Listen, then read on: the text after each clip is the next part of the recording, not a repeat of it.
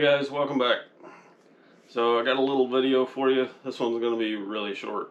I even did some fancy animations. I know they're not to scale, I'm sorry, but it's my first time, so be easy on me.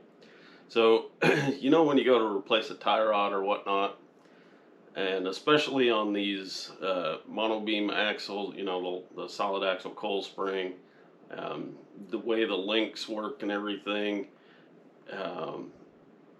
you put new tie rod ends in, and for some reason the cotter key on the bottom won't engage in the castle nut when it's torqued, right? And you're like, what in the hell's going on?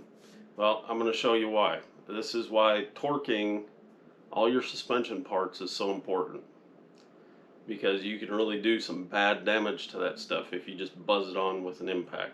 So I'm going to cut to the animation that I pre-recorded. This took me a long time. It might be junk, but it's my first time. So you guys have a look at this, and then I'll get back with you after this.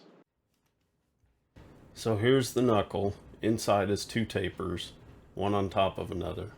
It mimics a venturi, as the narrowest point is directly in the middle. The idea is that your top tie rod comes down and the taper stops it midway. Then the lower tie rod comes up, doing the same thing.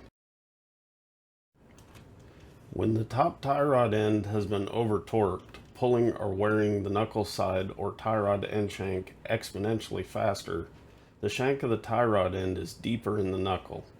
This is how the space is created. Some folks will put a washer under the lower tie rod, and this does not fix the root problem.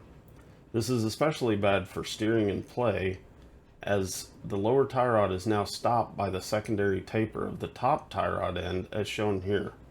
This allows the lower tie rod end to mimic tie rod roll or pivot on the upper tie rod, as the knuckle is no longer holding the outer taper of the lower tie rod end like it should.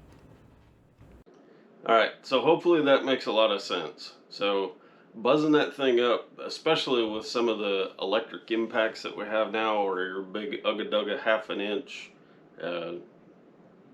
air impact set at 90 psi, man, that thing putting 700-800 foot-pounds of torque on a bolt that's, you know, like that.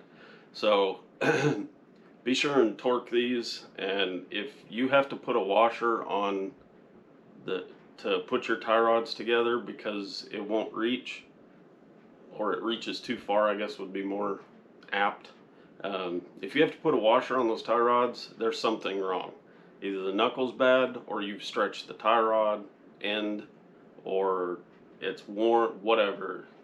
Just, if you have to put a washer on there, it's wrong. So thanks for watching this. This is a lot shorter than my normal videos, which nobody's watching them past 2 minutes anyway. So appreciate all my subscribers and all the people that are watching these videos. Hopefully I'm helping some folks. That's the only reason I'm doing it. So appreciate it, and have a good day, and we'll see you guys in the next one.